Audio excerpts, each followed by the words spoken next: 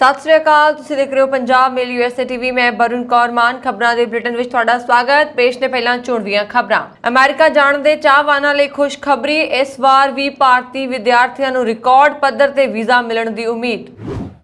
Super visa holders ਹੁਣ 7 ਸਾਲ ਤੱਕ ਲਗਾਤਾਰ ਕੈਨੇਡਾ ਵਿੱਚ ਰਹਿ ਸਕਣਗੇ। ਅਮਰੀਕਾ 'ਚ ਹੋਈਆਂ ਪ੍ਰਾਇਮਰੀ ਚੋਣਾਂ ਵਿੱਚ ਡੈਮੋਕ੍ਰੇਟ ਪਾਰਟੀ ਦੀ ਬੱਲੇ-ਬੱਲੇ। ਮੌਜੂਦਾ ਗਵਰਨਰ ਗੈਵਿਨ ਨਿਊਸਮ ਭਾਰੀ ਬਹੁਮਤ ਨਾਲ ਜਿੱਤੇ ਚੋਣ। ਪਾਕਿਸਤਾਨ ਨੇ 163 ਸਿੱਖ ਸ਼ਰਧਾਲੂਆਂ ਨੂੰ ਦਿੱਤਾ ਵੀਜ਼ਾ। ਕੈਨੇਡਾ ਸਰਕਾਰ ਹੈਲਥ ਸੈਕਟਰ ਵਿੱਚ ਕੰਮ ਕਰਨ ਵਾਲੇ ਪ੍ਰਵਾਸੀਆਂ ਲਈ ਵੱਡੀ ਰਾਸ਼ੀ ਖਰਚੇਗੀ। ਰੂਸ ਦੇ ਯੂਕਰੇਨ ਉੱਪਰ ਹਮਲੇ ਉਪਰੰਤ ਪੈਦਾ ਹੋਏ ਹਾਲਾਤਾਂ ਕਾਰਨ ਵੱਧ ਰਹੀਆਂ ਗੈਸ ਕੀਮਤਾਂ ਨਾਲ ਨਜਿੱਠਣ ਦੇ ਮਾਮਲੇ ਵਿੱਚ ਬਾਈਡਨ ਨੇ ਕੀਤੇ ਹੱਥ ਖੜੇ। ਤੇ ਹੁਣ ਇਹਨਾਂ ਖਬਰਾਂ ਦਾ ਵਿਸਥਾਰ।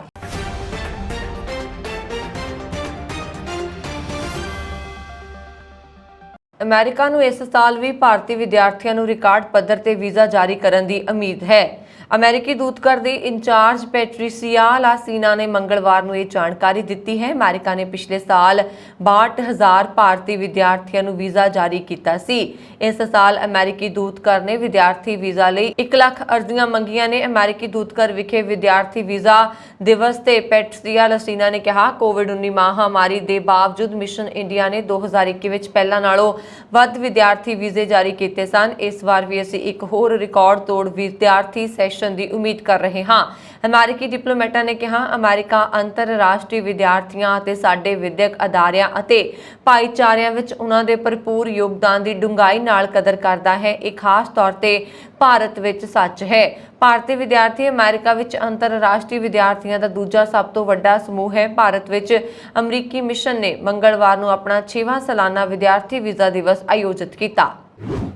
ਮਾਪਿਆਂ ਅਤੇ ਗ੍ਰੈਂਡ ਪੇਰੈਂਟਸ ਦੇ ਸੁਪਰ ਵੀਜ਼ਾ ਸੰਬੰਧੀ ਨਿਯਮਾਂ ਵਿੱਚ ਕੈਨੇਡੀਅਨ ਸਰਕਾਰ ਵੱਲੋਂ ਕੁਝ ਅਹਿਮ ਬਦਲਾਅ ਕੀਤੇ ਗਏ ਨੇ। ਨਵੇਂ ਬਦਲਾਅ 4 ਜੁਲਾਈ 2022 ਤੋਂ ਲਾਗੂ ਹੋਣ ਜਾ ਰਹੇ ਨੇ। ਹੁਣ ਸੁਪਰ ਵੀਜ਼ਾ ਹੋਲਡਰਜ਼ ਕੋਲ ਕੈਨੇਡਾ 'ਚ ਐਂਟਰੀ ਤੋਂ ਬਾਅਦ 5 ਸਾਲ ਤੱਕ ਰਹਿਣ ਦੀ ਆਗਿਆ ਹੋਏਗੀ। ਹਾਲ ਦੀ ਘੜੀ ਜਿਹੜੇ ਲੋਕ ਕੋਲ ਸੁਪਰ ਵੀਜ਼ਾ ਹੈ ਉਹ ਕੈਨੇਡਾ 'ਚ 2 ਸਾਲ ਤੱਕ ਹੋਰ ਰੁਕਣ ਦੀ ਆਗਿਆ ਹਾਸਲ ਕਰ ਸਕਦੇ ਨੇ।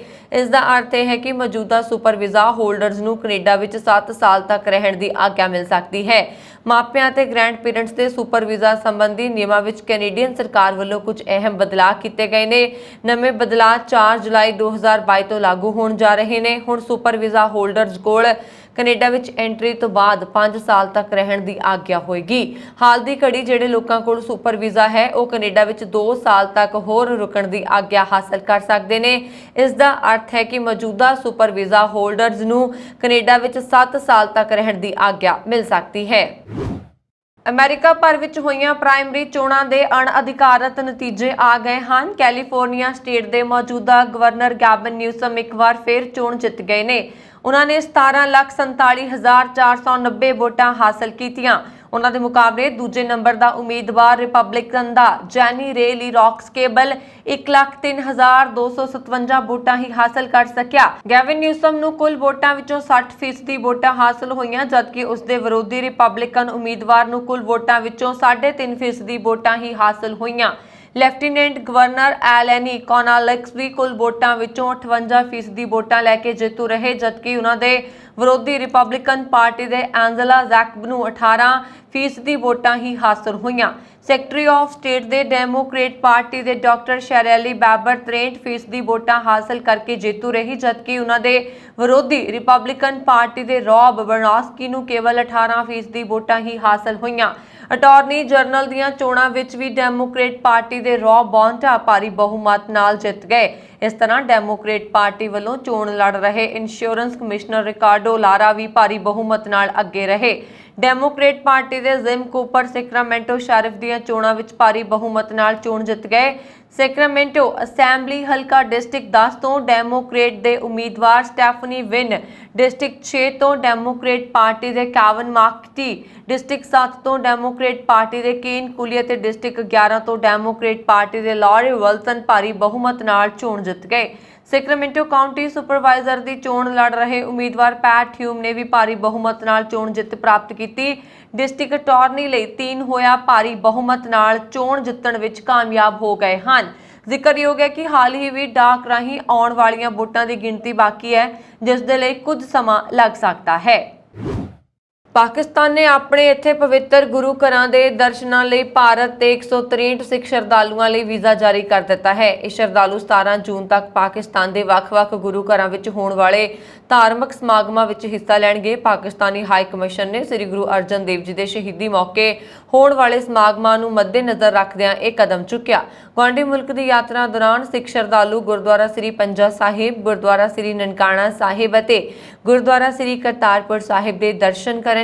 8 ਜੂਨ ਤੋਂ ਸ਼ੁਰੂ ਹੋਈ ਯਾਤਰਾ 17 ਜੂਨ ਤੱਕ ਸੰਪੰਨ ਹੋਏਗੀ। ਇਸ ਤੋਂ ਪਹਿਲਾਂ ਅਪ੍ਰੈਲ ਵਿੱਚ ਵਿਸਾਖੀ ਸਮਾਗਮ ਵਿੱਚ ਹਿੱਸਾ ਲੈਣ ਲਈ ਪਾਕਿਸਤਾਨ ਨੇ ਲਗਭਗ 2200 ਸਿੱਖ ਸ਼ਰਧਾਲੂਆਂ ਨੂੰ ਵੀਜ਼ਾ ਕੀਤਾ ਸੀ।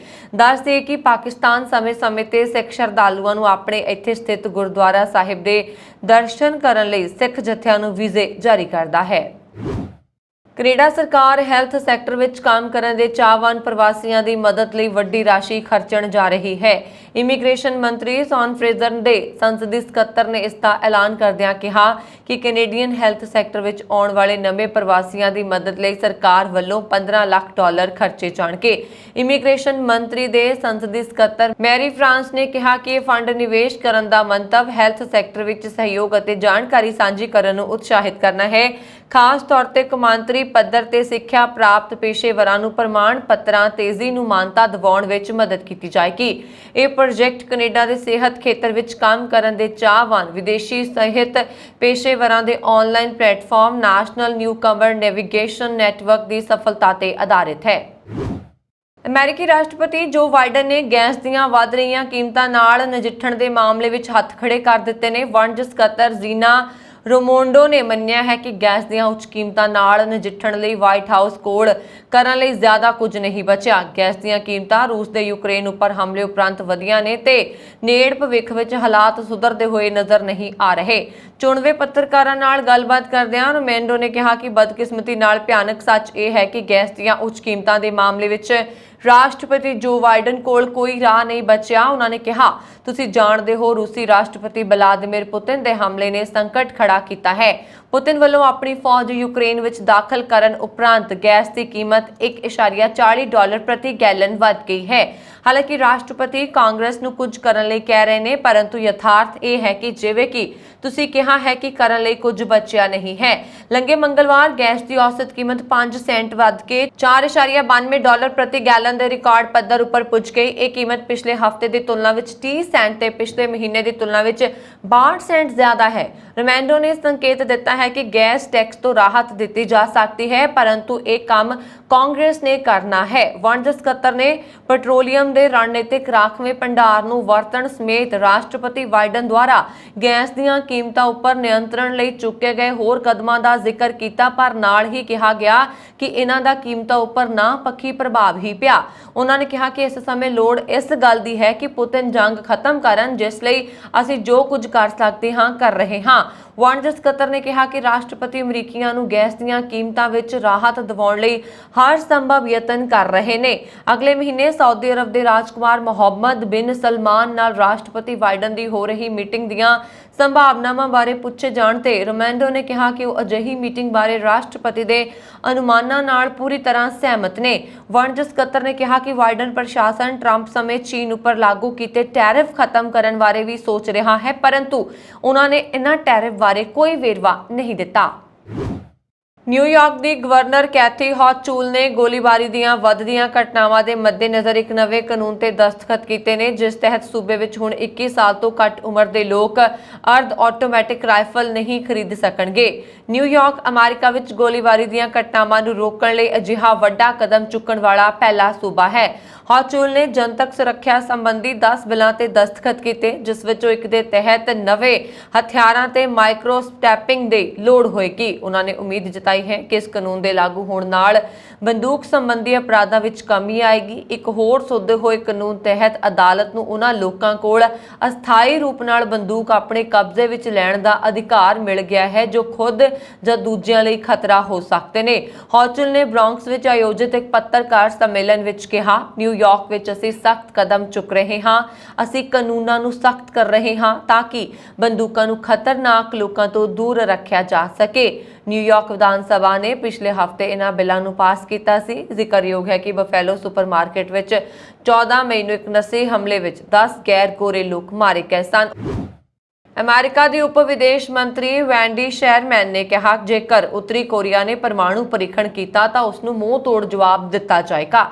ਅਮਰੀਕੀ ਉਪ ਵਿਦੇਸ਼ ਮੰਤਰੀ ਨੇ ਸਿਓਲ ਯਾਤਰਾ ਦੌਰਾਨ ਇਹ ਚੇਤਾਵਨੀ ਦਿੱਤੀ। ਇਸ ਦੌਰਾਨ ਦੱਖਣੀ ਕੋਰੀਆ ਤੇ ਅਮਰੀਕਾ ਦੀਆਂ ਫੌਜਾਂ ਨੇ ਮੰਗਲਵਾਰ ਨੂੰ 20 ਜੰਗੀ ਜਹਾਜ਼ ਉਡਾ ਕੇ ਆਪਣੀ ਸਾਂਝੀ ਤਾਕਤ ਦਾ ਮੁਜ਼ਾਹਰਾ ਕੀਤਾ। ਇਸ ਤੋਂ ਪਹਿਲਾਂ ਸੋਮਵਾਰ ਨੂੰ ਦੋਵਾਂ ਦੇਸ਼ਾਂ ਦੇ ਸੱਤਾ ਤੋਂ ਸੱਤਾ ਤੇ ਮਾਰ ਕਰਨ ਵਾਲੀਆਂ 8 ਮਿਜ਼ਾਈਲਾਂ ਦਾ ਕਿ ਉੱਤਰੀ ਕੋਰੀਆ ਨੂੰ ਸਖਤ ਸੰਦੇਸ਼ ਦੇਣ ਦਾ ਯਤਨ ਕੀਤਾ ਸੀ। ਉੱਤਰੀ ਕੋਰੀਆ ਨੇ ਐਤਵਾਰ ਨੂੰ ਇਕੱਠੀਆਂ 8 ਮਿਜ਼ਾਈਲਾਂ ਦਾ ਪਰੀਖਣ ਕੀਤਾ ਸੀ। ਅਮਰੀਕਾ ਦੇ ਦੱਖਣੀ ਕੋਰੀਆਈ ਅਧਿਕਾਰੀਆਂ ਦਾ ਮੰਨਣਾ ਹੈ ਕਿ ਉੱਤਰੀ ਕੋਰੀਆ ਆਪਣੇ ਪਰਮਾਣੂ ਸਥਾਨ ਤੇ ਇੱਕ ਹੋਰ ਧਮਾਕਾ ਕਰਨ ਲਈ ਤਿਆਰ ਹੈ। ਉਸਨੇ ਸਤੰਬਰ 2017 ਵਿੱਚ ਆਖਰੀ ਵਾਰ ਪਰਮਾਣੂ ਪਰੀਖਣ ਕੀਤਾ ਸੀ। ਉਹ ਕੁੱਲ 6 ਵਾਰ ਇਸ ਤਰ੍ਹਾਂ ਦਾ ਪਰੀਖਣ ਕਰ ਚੁੱਕਿਆ ਹੈ। ਅਮਰੀਕਾ ਵਿੱਚ ਗੋਲੀਬਾਰੀ ਦੀਆਂ ਘਟਨਾਵਾਂ ਵਿੱਚ ਵਾਧਾ ਹੋਇਆ ਹੈ। ਇਹ ਘਟਨਾਵਾਂ ਵਿੱਚ ਬੇਕਸੂਰ ਲੋਕ ਅਤੇ ਬੱਚੇ ਮਾਰੇ ਗਏ ਨੇ। ਸ਼ਨੀਵਾਰ ਦੇਰ ਰਾਤ ਫਿਲਾਡੇਲਫੀਆ ਦੇ ਸਾਊਥ ਸਟਰੀਟ ਐਂਟਰਟੇਨਮੈਂਟ ਡਿਸਟ੍ਰਿਕਟ ਦੇ ਭੀੜ ਭੜੱਕੇ ਵਾਲੇ ਚੌਰਾਹੇ ਤੇ ਬੰਦੂਕਧਾਰੀਆਂ ਵੱਲੋਂ ਕੀਤੀ ਗੋਲੀਬਾਰੀ ਵਿੱਚ 3 ਲੋਕਾਂ ਦੀ ਮੌਤ ਹੋ ਗਈ ਅਤੇ ਘੱਟੋ-ਘੱਟ 11 ਹੋਰ ਜ਼ਖਮੀ ਹੋ ਗਏ। ਫਿਲਾਡੇਲਫੀਆ ਵਿੱਚ ਹੋਈ ਗੋਲੀਬਾਰੀ ਦੇਸ਼ ਭਰ ਵਿੱਚ ਘੱਟੋ-ਘੱਟ 11 ਹਮਲਿਆਂ ਵਿੱਚੋਂ ਇੱਕ ਸੀ, ਜਿਸ ਵਿੱਚ 4 ਜਾਂ ਇਸ ਤੋਂ ਵੱਧ ਪੀੜਤ ਸ਼ਾਮਲ ਸਨ, ਜਿਨ੍ਹਾਂ ਵਿੱਚ ਟੈਨੇਸੀ ਦੇ ਚਟੂਨਗਾ ਵਿੱਚ 3 ਲੋਕ ਮਾਰੇ ਗਏ। ਗਨ ਵਾਇਲੈਂਸ ਆਰਕਾਈਵ ਦੇ ਅਨੁਸਾਰ ਇੱਕ ਵੈਬਸਾਈਟ ਜੋ ਦੇਸ਼ ਭਰ ਵਿੱਚ ਗੋਲੀਬਾਰੀ ਨੂੰ ਟਰੈਕ ਕਰਦੀ ਹੈ ਤੇ ਮੁਤਾਬਕ ਫਿਨਿਕਸ ਵਿੱਚ ਸਟ੍ਰਿਪ ਮਾਲ ਵਿਖੇ ਗੋਲੀਬਾਰੀ ਦੀ ਇੱਕ ਘਟਨਾ ਵਿੱਚ 14 ਸਾਲਾ ਕੁੜੀ ਦੀ ਮੌਤ ਹੋ ਗਈ ਅਤੇ 8 ਲੋਕ ਜ਼ਖਮੀ ਹੋ ਗਏ। ਸਮੂਹਿਕ ਗੋਲੀਬਾਰੀ ਵਿੱਚ ਹੁਣ ਤੱਕ ਕੁੱਲ 17 ਲੋਕ ਮਾਰੇ ਗਏ ਅਤੇ 62 ਜ਼ਖਮੀ ਹੋਏ। ਇਸ ਸੰਬੰਧੀ ਅੰਕੜੇ ਜਾਰੀ ਕੀਤੇ ਗਏ ਨੇ। ਅਧਿਕਾਰੀਆਂ ਨੇ ਦੱਸਿਆ ਕਿ ਚਟਾਨਗੂ ਟਾਨੇਸੀ ਪੁਲਿਸ ਐਤਵਾਰ ਤੜਕੇ ਕਈ ਬੰਦੂਕਧਾਰੀਆਂ ਦੁਆਰਾ ਗੋਲੀਬਾਰੀ ਦੀ ਇੱਕ ਘਟਨਾ ਬਾਅਦ 3 ਲੋਕਾਂ ਦੀ ਮੌਤ ਅਤੇ 11 ਜ਼ਖਮੀ ਹੋਣ ਤੋਂ ਬਾਅਦ ਲਗਾਤਾਰ ਦੂਜੇ ਹਫ਼ਤੇ ਦੇ ਅੰਤ ਵਿੱਚ ਸ਼ਹਿਰ ਦੇ ਦੂਜੇ ਸਮੂਹਿਕ ਗੋਲੀਬਾਰੀ ਦੀ ਜਾਂਚ ਕਰ ਰਹੀ ਹੈ। ਗੋਲੀਬਾਰੀ ਤੜਕੇ 3 ਵਜੇ ਦੇ ਕਰੀਬ ਡਾਊਨਟਾਊਨ ਚਟੂਨਗਾ ਵਿੱਚ ਇੱਕ ਬਾਰ ਦੇ ਬਾਹਰ ਹੋਈ ਸੀ। ਇੱਕ ਹੋਰ ਗ੍ਰਾਫ ਜ਼ਰੀਏ ਬੀਤੇ 5 ਸਾਲਾਂ ਵਿੱਚ ਹੋਈ ਗੋਲੀਬਾਰੀ ਕਾਰਨ ਹੋਈਆਂ ਮੌਤਾਂ ਦਾ ਵੇਰਵਾ ਦਿੱਤਾ ਗਿਆ ਹੈ। ਇਸ ਦੇ ਅੰਕੜੇ ਤੁਹਾਨੂੰ ਹਿਲਾ ਕੇ ਰੱਖ ਦੇਣਗੇ। ਅਮਰੀਕਾ ਦੇ ਫਲੋਰੀਡਾ ਵਿੱਚ 2 ਸਾਲ ਦੇ ਬੱਚੇ ਨੇ ਗੋਲੀ ਮਾਰ ਕੇ ਆਪਣੇ ਪਿਤਾ ਦੀ ਹੱਤਿਆ ਕਰ ਦਿੱਤੀ ਹੈ। ਘਟਨਾ ਸਮੇਂ ਪਰਿਵਾਰ ਦੇ 5 ਮੈਂਬਰ ਇੱਕੋ ਕਮਰੇ ਵਿੱਚ ਬੈਠੇ ਸਨ, ਜਿੱਥੇ ਬੱਚੇ ਨੇ ਆਪਣੇ ਮਾਪਿਆਂ ਦੀ ਬੰਦੂਕ ਨਾਲ ਪਿਤਾ ਦੀ ਪਿੱਠ ਵਿੱਚ ਗੋਲੀ ਮਾਰ ਦਿੱਤੀ, ਜਿਸ ਕਾਰਨ ਪਿਤਾ ਦੀ ਮੌਕੇ ਤੇ ਹੀ ਮੌਤ ਹੋ ਗਈ। ਮ੍ਰਿਤਕ ਆਪਣੇ 3 ਬੱਚਿਆਂ ਤੇ ਪਤਨੀ ਨਾਲ ਫਲੋਰੀਡਾ ਵਿੱਚ ਰਹਿੰਦਾ ਸੀ। ਮ੍ਰਿਤਕ ਦੇ 5 ਸਾਲਾ ਵੱਡੇ ਪੁੱਤਰ ਨੇ ਪੁਲਿਸ ਨੂੰ ਦੱਸਿਆ ਕਿ ਉਸ ਦਾ ਪਿਤਾ ਕਮਰੇ ਵਿੱਚ ਬੈਠਾ ਵੀਡੀਓ ਗੇਮ ਖੇਡ ਰਿਹਾ ਸੀ। ਫਿਰ ਉਸ ਦੇ 2 ਸਾਲ ਦੇ ਛੋਟੇ ਭਰਾ ਨੇ ਉਸ ਦੇ ਪਿਤਾ ਤੇ ਗੋਲੀਆਂ ਚਲਾ ਦਿੱਤੀਆਂ। ਉਸਨੇ ਇਹ ਵੀ ਦੱਸਿਆ ਕਿ ਉਸਦਾ ਛੋਟਾ ਭਰਾ ਬੰਦੂਕ ਨਾਲ ਖੇਡ ਰਿਹਾ ਸੀ ਅਤੇ ਅਚਾਨਕ ਗੋਲੀ ਚੱਲੀ ਗਈ। ਫਲੋਰੀਡਾ ਪੁਲਿਸ ਨੂੰ ਸੂਚਨਾ ਮਿਲੀ ਸੀ ਕਿ ਬੱਚੇ ਨੇ ਆਪਣੇ ਪਿਤਾ ਨੂੰ ਗੋਲੀ ਮਾਰ ਦਿੱਤੀ ਹੈ। ਪੁਲਿਸ ਜਿਵੇਂ ਹੀ ਮ੍ਰਿਤਕ ਦੇ ਘਰ ਪਹੁੰਚੀ ਤਾਂ ਉੱਥੋਂ ਦੇ ਹਾਲਾਤ ਦੇਖ ਕੇ ਹੈਰਾਨ ਰਹਿ ਗਈ। ਮ੍ਰਿਤਕ ਪਿਤਾ ਖੂਨ ਨਾਲ ਲੱਥਪੱਥ ਫਰਸ਼ ਤੇ ਪਿਆ ਸੀ ਅਤੇ ਉਸਦੀ ਪਤਨੀ ਉਸਨੂੰ ਮੂੰਹ ਰਾਹੀਂ ਸਾਹ ਦੇਣ ਦੀ ਕੋਸ਼ਿਸ਼ ਕਰ ਰਹੀ ਸੀ। ਉਹਨਾਂ ਦੇ 3 ਬੱਚੇ ਵੀ ਉੱਥੇ ਮੌਜੂਦ ਸਨ। ਸਭ ਤੋਂ ਛੋਟੇ ਬੱਚੇ ਦੀ ਉਮਰ ਕੇਵਲ 5 ਮਹੀਨੇ ਹੈ। ਪੁਲਿਸ ਮੁਤਾਬਕ ਮ੍ਰਿਤਕ ਰੇਗੀ ਮੈਬਰੀ ਅਤੇ ਉਸਦੀ ਪਤਨੀ ਨਸ਼ੇ ਦੇ ਆਦੀ ਨੇ। ਦੋਵੇਂ ਕੁਝ ਦਿਨ ਪਹਿਲਾਂ ਹੀ ਨਸ਼ੇ ਦੇ ਕੇਸ ਵਿੱਚ ਪੈਰੋਲ ਤੇ ਜੇਲ੍ਹ ਤੋਂ ਰਿਹਾ ਹੋਏ ਸਨ। ਅਮਰੀਕਾ ਦੀ ਧਰਤੀ ਤੇ ਆ ਕੇ ਪੰਜਾਬੀਆਂ ਨੇ ਆਪਣੀ ਮਿਹਨਤ ਤੇ ਲਗਨ ਸਦਕਾ ਸਿਖਰਾਂ ਨੂੰ ਛੂਇਆ ਹੈ। ਇਸੇ ਪਿਰਤ ਨੂੰ ਅੱਗੇ ਤੋਰਦਿਆਂ ਫ੍ਰਿਜ਼ਨੋ ਵਾਸੀ ਲਵਜੋਤ ਸਿੰਘ ਮਹਿਰੈਕ ਕੰਬੋਜ ਨੇ 21 ਦੀ ਉਮਰ ਵਿੱਚ ਯੂਨਾਈਟਿਡ ਸਟੇਟਸ ਨੇਵੀ ਅਕੈਡਮੀ ਵਿੱਚ ਸਿਲੈਕਟ ਹੋ ਕੇ ਪੰਜਾਬੀ ਭਾਈਚਾਰੇ ਦਾ ਨਾਮ ਮਾਣ ਨਾਲ ਉੱਚਾ ਕੀਤਾ ਹੈ। ਹਰ ਅਮਰੀਕਨ ਨੌਜਵਾਨ ਦਾ ਸੁਪਨਾ ਹੁੰਦਾ ਹੈ ਕਿ ਉਹ ਯੂਨਾਈਟਿਡ ਸਟੇਟਸ ਨੇਵੀ ਅਕੈਡਮੀ ਵਿੱਚ ਜਾਵੇ, ਪਰ ਇੱਥੇ ਜਾਣਾ ਹਰ ਇੱਕ ਨੂੰ ਨਸੀਬ ਨਹੀਂ ਹੁੰਦਾ। ਇੱਥੇ ਅਮਰੀਕਾ ਦੇ ਟੌਪ ਦੇ ਨੌਜਵਾਨ ਹੀ ਪਹੁੰਚਦੇ ਨੇ। ਇਹ ਅਕੈਡਮੀ ਚੋਟੀ ਦੇ ਨੇਵੀ ਅਫਸਰ ਪੈਦਾ ਕਰਦੀ ਹੈ, ਜਿਹੜੇ ਬਾਅਦ ਵਿੱਚ ਸਪੇਸ ਪ੍ਰੋਗਰਾਮ ਜਾਂ ਪਰਮਾਣੂ ਪ੍ਰੋਗਰਾਮਾਂ ਵਿੱਚ ਅਹਿਮ ਭੂਮਿਕਾਵਾਂ ਨਿਭਾਉਂਦੇ ਨੇ। ਲਵਜੋਤ ਦੇ ਪਿਤਾ ਨਿਰਮਲ ਸਿੰਘ ਕੰਬੋਜ ਨੇ ਦੱਸਿਆ ਕਿ 1993 ਤੋਂ ਫ੍ਰਿਜ਼ਨੋ ਵਿਖੇ ਰਹਿ ਕੇ ਸਟੋਰਾਂ ਦਾ ਬਿਜ਼ਨਸ ਕਰ ਰਹੇ ਨੇ। ਉਹਨਾਂ ਦਾ ਪਿਛਲਾ ਪਿੰਡ ਰਾਣੀਪੁਰ ਫਗਵਾੜਾ ਏਰੀਏ 'ਚ ਪੈਂਦਾ ਹੈ। ਉਹਨਾਂ ਦੇ ਬੇਟੇ ਲਵਜੋਤ ਨੇ ਸੈਂਗਰ ਹਾਈ ਸਕੂਲ ਤੋਂ ਗ੍ਰੈਜੂਏਸ਼ਨ ਕੀਤੀ ਹੈ। ਕਾਲ ਪੋਲੀ ਕਾਲਜ ਦੀ ਪੜ੍ਹਾਈ ਖਤਮ ਕਰਨ ਉਪਰੰਤ ਉਸਨੇ ਲੋਕਲ ਨੇਵੀ ਆਫਿਸ ਤੋਂ ਕਲਾਸਾਂ ਲਈਆਂ। Great Lakes Chicago boot camp ਵਿੱਚ ਟ੍ਰੇਨਿੰਗ ਕਰਨ ਪਿੱਛੋਂ USA Navy Academy Charleston North Carolina ਤੋਂ 7 ਮਹੀਨੇ ਦੀ ਸਪੈਸ਼ਲ ਟ੍ਰੇਨਿੰਗ ਕੀਤੀ ਅਤੇ ਫਿਰ luckily United States Navy Academy Annapolis Maryland ਵਿਖੇ ਸਿਲੈਕਟ ਹੋਇਆ। ਕੈਨੇਡਾ ਦੀ ਕੰਜ਼ਰਵੇਟਿਵ ਪਾਰਟੀ ਦਾ ਨਵਾਂ ਆਗੂ ਚੁਣੇ ਜਾਣ ਤੋਂ ਪਹਿਲਾਂ ਮੈਂਬਰਸ਼ਿਪ ਦੇ ਅੰਕੜਿਆਂ ਨੇ ਸਭਨਾਂ ਨੂੰ ਹੈਰਾਨ ਕਰ ਦਿੱਤਾ ਹੈ। ਪਾਰਟੀ ਦੇ ਸਾਬਕਾ ਰਣਨੀਤੀਕਾਰ ਟਿਮ ਪਾਵਰਸ ਨੇ ਦੱਸਿਆ ਕਿ ਨਵੇਂ ਮੈਂਬਰ ਬਣਾਉਣ ਲਈ ਤੈਅ 3 ਜੂਨ ਦੀ ਸਮਾਂ ਤੱਕ 6 ਲੱਖ ਤੋਂ ਵੱਧ ਮੈਂਬਰਸ ਬਣ ਗਏ, ਜੋ ਆਪਣੇ ਆਪ ਵਿੱਚ ਰਿਕਾਰਡ ਹੈ। ਪਿਆਰੇ ਪੌਲ ਐਵਰਾ ਦੀ ਕੈਪਟਨ ਟੀਮ ਨੇ 3,11,000 ਤੋਂ ਵੱਧ ਨਵੇਂ ਮੈਂਬਰ ਪਾਰਟੀ ਨਾਲ ਜੋੜੇ, ਜਦਕਿ ਪੈਟਰਿਕ ਬਰਾਊਨ ਦੇ ਮਾਮਲੇ ਵਿੱਚ ਇਹ ਅੰਕੜਾ 1.5 ਲੱਖ ਦਰਜ ਕੀਤਾ ਗਿਆ। ਉਧਰ ਜੀਨ ਚਾਰੈਸਟ ਵੱਲੋਂ ਹਜ਼ਾਰਾਂ ਨਵੇਂ ਮੈਂਬਰ ਬਣਾਉਣ ਦਾ ਜ਼ਿਕਰ ਕੀਤਾ ਜਾ ਰਿਹਾ, ਪਰ ਅਸਲ ਅੰਕੜਾ ਨਹੀਂ ਦੱਸਿਆ ਗਿਆ।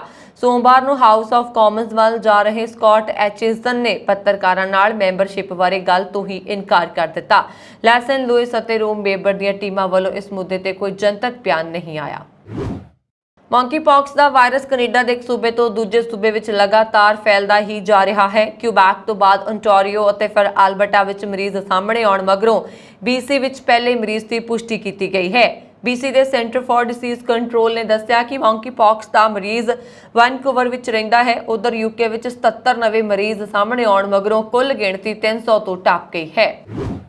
ਕੈਨੇਡਾ ਦੇ ਬ੍ਰਿਟਿਸ਼ ਕੋਲੰਬੀਆ ਸੂਬੇ ਦੇ ਰਹਿਣ ਵਾਲੇ ਅੰਗਰੇਜ਼ ਵਿਅਕਤੀ ਰੌਸ ਵਿਟਮੈਨ ਨੂੰ Canada vaccine injury sports programme ਤਹਿਤ $90,000 ਭਾਵ 54 ਲੱਖ ਰੁਪਏ ਮੁਆਵਜ਼ਾ ਦੇਣ ਦਾ ਐਲਾਨ ਕੀਤਾ ਹੈ।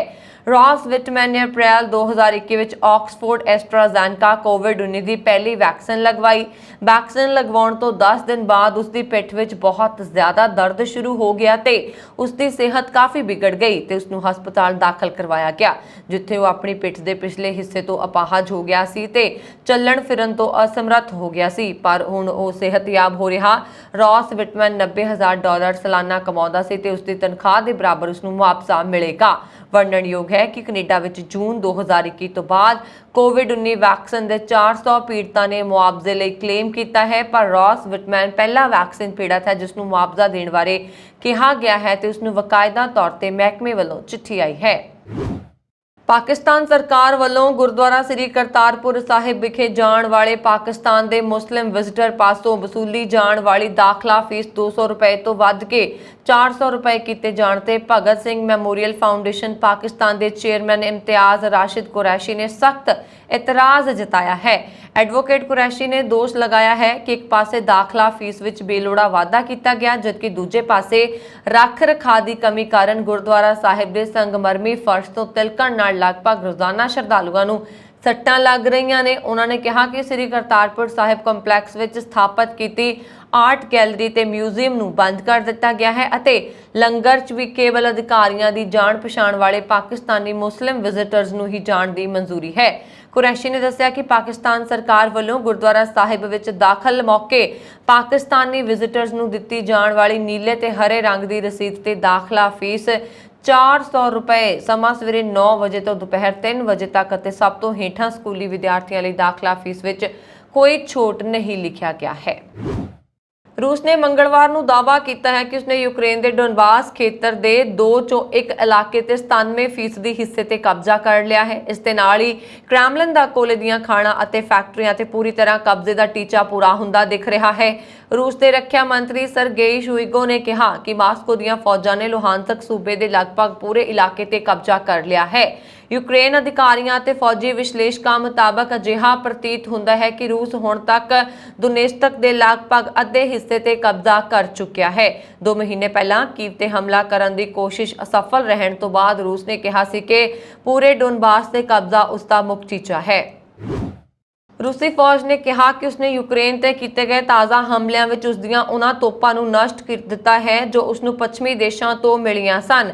ਮੇਜਰ ਜਨਰਲ ਇਗੋਰ ਨੇ ਮੰਗਲਵਾਰ ਨੂੰ ਕਿਹਾ ਕਿ ਰੂਸੀ ਤੋਪਖਾਨੇ ਨੇ ਯੂਕਰੇਨ ਨੂੰ ਨਾਰਵੇ ਤੋਂ ਮਿਲੀ ਇੱਕ ਹੈਫਟੀਜ਼ਰ ਤੋਪ ਅਤੇ ਅਮਰੀਕਾ ਤੋਂ ਮਿਲੀਆਂ 2 ਹੋਰ ਤੋਪਖਾਨੇ ਪ੍ਰਣਾਲੀਆਂ ਨੂੰ ਨਸ਼ਟ ਕਰ ਦਿੱਤਾ। ਉਹਨਾਂ ਨੇ ਕਿਹਾ ਕਿ ਰੂਸੀ ਤੋਪਖਾਨੇ ਬੈਰਾਜ ਨੇ ਦੇਸ਼ ਦੇ ਪੂਰਬ ਵਿੱਚ ਹੋਰ ਯੂਕਰੇਨੀ ਉਪਕਰਣਾਂ ਨੂੰ ਨਸ਼ਟ ਕਰ ਦਿੱਤਾ। ਮੇਜਰ ਨੇ ਕਿਹਾ ਕਿ ਰੂਸੀ ਹਵਾਈ ਫੌਜ ਨੇ ਯੂਕਰੇਨੀ ਨਾਗਰਿਕਾਂ ਉਪਕਰਣਾਂ ਦੇ ਜ਼ਖੀਰੇ ਅਤੇ ਤੋਪਖਾਨੇ ਦੀ ਤਾਇਨਾਤੀ ਨੂੰ ਨਿਸ਼ਾਨਾ ਬਣਾਇਆ। ਹਾਲਾਂਕਿ ਕਾਨਾਸ਼ੇਕੋਵ ਨੇ ਦਾਅਵਿਆਂ ਦੀ ਸੁਤੰਤਰਤਾ ਰੂਪ ਨਾਲ ਪੁਸ਼ਟੀ ਨਹੀਂ ਹੋ ਸਕੀ। ਸ਼੍ਰੋਮਣੀ ਗੁਰਦੁਆਰਾ ਪ੍ਰਬੰਧਕ ਕਮੇਟੀ ਦੀ ਅੰਤਰਿਮ ਕਮੇਟੀ ਦੀ ਮੀਟਿੰਗ ਦੌਰਾਨ ਗੁਰੂ ਘਰਾਂ ਵਿੱਚ ਸਰੋਪਾਓ ਦੇਣ ਦੇ ਰੁਝਾਨ ਨੂੰ ਸੀਮਿਤ ਕਰਨ ਦਾ ਫੈਸਲਾ ਲਿਆ ਗਿਆ। ਮੀਟਿੰਗ ਦੌਰਾਨ ਸ਼੍ਰੋਮਣੀ ਕਮੇਟੀ ਪ੍ਰਧਾਨ ਐਡਵੋਕੇਟ ਹਰਜਿੰਦਰ ਸਿੰਘ ਧਾਮੀ ਨੇ ਦੱਸਿਆ ਕਿ ਸਰੋਪਾਓ ਦੀ ਵਰਤੋਂ ਘੱਟ ਕਰਨ ਦਾ ਫੈਸਲਾ ਲਿਆ ਗਿਆ ਹੈ। ਉਹਨਾਂ ਨੇ ਦੱਸਿਆ ਕਿ ਗੁਰੂ ਘਰਾਂ ਵਿੱਚ ਆਉਣ ਵਾਲੇ VIP ਅਧਿਕਾਰੀਆਂ, ਆਗੂਆਂ ਆਦਿ ਨੂੰ ਗੁਰੂ ਦਰਬਾਰ ਵਿੱਚ ਸਰੋਪਾਓ ਨਹੀਂ ਦਿੱਤਾ ਜਾਏਗਾ। ਉਹਨਾਂ ਨੇ ਕਿਹਾ ਕਿ ਉਕਤ ਸਾਰੇ ਲੋਕਾਂ ਨੂੰ ਹੁਣ ਗੁਰੂ ਦਰਬਾਰ ਦੀ ਜਗ੍ਹਾ ਪ੍ਰਬੰਧਕ ਦਫ਼ਤਰ ਜਾਂ SGPC ਦੇ ਪ੍ਰਧਾਨ ਦੇ ਦਫ਼ਤਰ ਵਿੱਚ ਸਰੋਪਾਓ ਦੇ ਕੇ ਮਾਣ ਸਨਮਾਨ ਦਿੱਤਾ ਜਾਏਗਾ। ਇਸ ਤੋਂ ਇਲਾਵਾ ਬਹੁਤ ਜ਼ਿਆਦਾ ਗਿਣਤੀ ਵਿੱਚ ਸਰੋਪਾਓ ਦੇਣ ਦਾ ਰੁਝਾਨ ਵੀ ਘੱਟ ਕੀਤਾ ਜਾਏਗਾ। ਧਾਮੀ ਨੇ ਕਿਹਾ ਕਿ ਇਸ ਤਹਿਤ ਭਵਿੱਖ ਵਿੱਚ ਗੁਰਦੁਆਰਾ ਸਾਹਿਬ ਦੇ ਅੰਦਰ ਦਰਬਾਰ ਜਾਂ ਸਰੋਪਾਓ ਲਈ ਨਿਯਮ ਬਣਾਇਆ ਜਾਏਗਾ, ਜਿਸ ਵਿੱਚ ਪੰਥਕ ਰਵਾਇਤਾਂ ਨੂੰ ਲਾਗੂ ਕੀਤਾ ਜਾਏਗਾ।